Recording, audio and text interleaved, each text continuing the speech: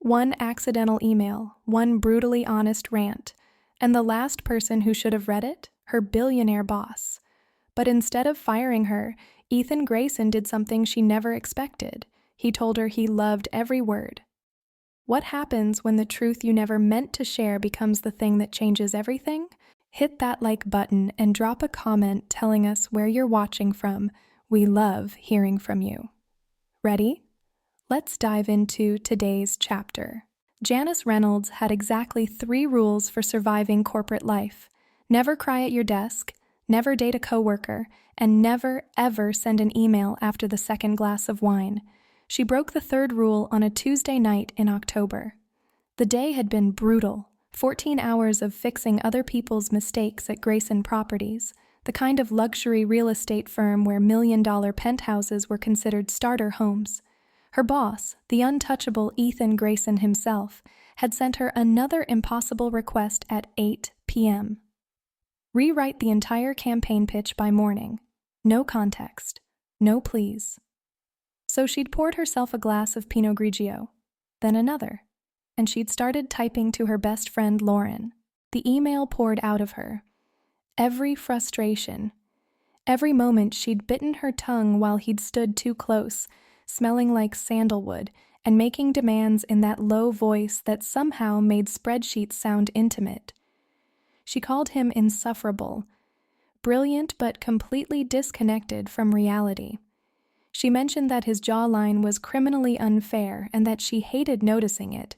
She hit send, slammed her laptop shut, and went to bed feeling lighter than she had in months. She woke up to 17 missed calls. The sick realization hit her before she even opened her laptop. She'd sent it to Ethan, not Lauren, her boss, the man who could end her career with one phone call. She made it to the office by 7:30, already drafting her resignation letter in her head. The elevator ride to the 42nd floor felt like a funeral march. Then she smelled it. Coffee. The expensive kind from the Italian place 3 blocks over. Ethan Grayson was standing beside her desk. Charcoal suit that probably cost more than her rent. Dark hair just slightly too long to be corporate. Gray eyes that missed nothing. But there was something different in his expression. Something almost amused. He set the coffee on her desk. Her exact order, oat milk, extra shot, no sugar. "Miss Reynolds," he said, and his voice was quieter than she expected. "I need to see you in my office."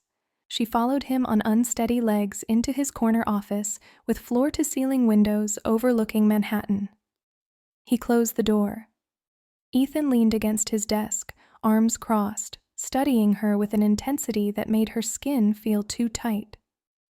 "That email," he said finally. She closed her eyes. "I'm so sorry. I'll clear out my desk," was the most honest thing anyone said to me in 5 years. Her eyes snapped open. He was almost smiling. The corner of his mouth curved just slightly, transforming his entire face from untouchable to unexpectedly human. "You think I'm insufferable, brilliant but disconnected. You hate that you noticed my jawline." He paused, "and you're absolutely right about all of it." Janice's brain short-circuited. Ethan moved closer, perching on the edge of his desk directly in front of her. "Everyone here tells me what I want to hear," he said. They smile and nod and never push back. "But you called me out." Every word was true. "And I've been looking for someone who isn't afraid to tell me that for longer than you know." The air between them shifted, became charged with something she didn't have a name for. "So here's what's going to happen," Ethan said, and his voice dropped lower, intimate in a way that made her pulse spike. "You're not fired. You're promoted. I need someone who sees through the corporate nonsense. Someone who'll tell me when I'm wrong." He extended his hand. A handshake. But when she took it, his grip was warm and firm and lingered just a second too long. "Starting Monday, you're my senior strategy consultant. You'll work directly with me. Late nights, high stakes, brutal honesty required." His gray eyes held hers. "Think you can handle that?" Janice's whole body was buzzing. This was insane. This was dangerous. But when she looked up at Ethan Grayson, really looked at him, she saw something she'd never noticed before. Loneliness, hidden beneath the expensive suits and the corporate armor. "I can handle it," she heard herself say. His smile was slow, devastating. "Good, because we leave for Miami on Friday." Miami hit like a wall of heat and humidity the moment they stepped off the private jet. Their hotel was the Setai, the kind of place where even the air felt expensive. The receptionist handed them 2 key cards, adjacent suites, connected by an interior door. Her suite was ridiculous. Floor-to-ceiling windows overlooking the ocean, a bed that could sleep 4 people. She stood at the window, watching the sun melt into the Atlantic, and tried to remember that this was work. Professional. She heard the knock on the connecting door, and her stomach did something complicated. When she opened it, Ethan was standing there in dark slacks and a white shirt, sleeves rolled to his elbows. No tie, no jacket. He noticed what she was wearing, black dress, simple but fitted. His gaze traveled down and back up, and she felt it like a physical touch. "We should go over the pitch," he said. They sat on opposite ends of her suite's couch, laptop between them. But the space felt too small. Every time he leaned closer, she caught his scent, that sandalwood and something darker, more him. The pitch review lasted 20 minutes. Neither of them moved to leave. "Can I ask you something?" Ethan said. "That email. The part about my jawline being criminally unfair. Did you mean that?" Janice felt heat crawl up her neck. She could lie, should lie, but he'd asked for honesty. "Yes," she said. "I meant it." His expression shifted, darkened. "Good," he said, "because I haven't been able to stop thinking about what else you wrote, about how I stand too close. Make everything sound intimate even when it's just spreadsheets." He moved closer, not touching, just close enough that the air between them felt electric. "Tell me if I'm reading this wrong," he said. "Tell me you don't feel this too, and I'll back off. We'll keep this professional. But if there's even a chance..." She kissed him. It wasn't planned, wasn't smart, but his mouth was right there, and the way he was looking at her made rational thought impossible. He froze for half a second, then his hand came up to cup her jaw, and he was kissing her back with an intensity that made her dizzy. His other hand found her waist, pulled her closer, and she let herself sink into it. The heat of his mouth, the scratch of stubble against her skin. When they broke apart, both breathing hard, his forehead rested against hers. "We have dinner in 40 minutes, he said, voice rough, I know. "After dinner," he said, and it wasn't a question. After dinner, she agreed. The meal was torture. Sitting across from Ethan at Nobu, watching him charm the investors, knowing that under the table his foot was pressed against hers. She delivered her pitch flawlessly. The investors loved it. The car ride back to the hotel was silent, charged. His hand found hers in the darkness of the back seat, and his thumb traced circles on her palm. They made it to the elevator, to the hallway, to her door. Inside, he kissed her against the closed door, harder this time, more desperate. Her hands found the buttons of his shirt, his found the zipper of her dress, and everything became heat and want, and the absolute certainty that whatever line they were crossing, there was no going back. Back at the office, it became a careful dance. He'd call her into his office for legitimate meetings, and their eyes would meet across the desk, and she'd remember the sound he'd made when she'd touched him. 3 weeks of that tension, 3 weeks of staying late at the office after everyone else had gone home, of conversations that started about market analytics and ended with his hand tangled in her hair and her back pressed against his office door, of learning that Ethan Grayson laughed at her terrible jokes and remembered she hated olives and looked at her like she was the answer to a question he'd been asking his whole life. They were careful, never at the same restaurants, never leaving together. It felt dangerous and thrilling and completely unsustainable. Then the offer came. Marcus Chen from Apex Realty called her on a Thursday afternoon. His company was expanding, building a new division, and he wanted her to lead it. The compensation package made her throat go dry. Triple her current salary, stock options, full creative control, everything she'd worked toward for 10 years. She told Ethan that night in his apartment, a Tribeca loft with exposed brick and windows that overlooked the Hudson. She sat on his kitchen counter, barefoot, wearing his shirt, and told him about the offer. He went very still. "That's incredible," he said, and his voice was carefully neutral. "Marcus Chen is brilliant. You'd be perfect for that role, but," she prompted. He crossed to the window, stared out at the city lights. "I can't match that offer," he said quietly. "Not without it looking like favoritism. Not without people questioning whether you earned it or whether you're just sleeping with the boss." The words landed like a slap. "So what are you saying?" she asked. "I'm saying you should take it. This is your career, your future. I won't be the reason you don't have everything you deserve. And us," she said. The silence stretched out, heavy. He moved toward her slowly until he was standing between her knees. "I don't know," he admitted. "I don't know how to make this work without one of us sacrificing something we can't get back." She reached up, traced the line of his jaw with her fingertips. "What if I don't want to choose?" she said. "What if I want both?" His hand came up to cover hers. "Then we figure it out," he said.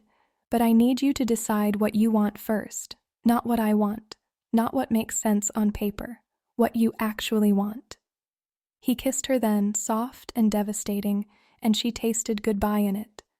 Marcus Chen's assistant emailed her. They needed an answer by Monday, 48 hours to decide. Monday morning arrived too fast. She walked into Grayson Properties at 7:30 and found Ethan already in his office. He looked like he hadn't slept. She knocked. He gestured her in. "I need to tell you something," she said. Ethan's expression didn't change, but she saw his hand tighten on the edge of his desk.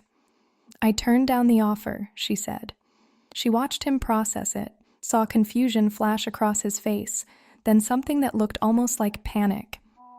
"Why would you do that?" he said, and his voice was rougher than she'd ever heard it.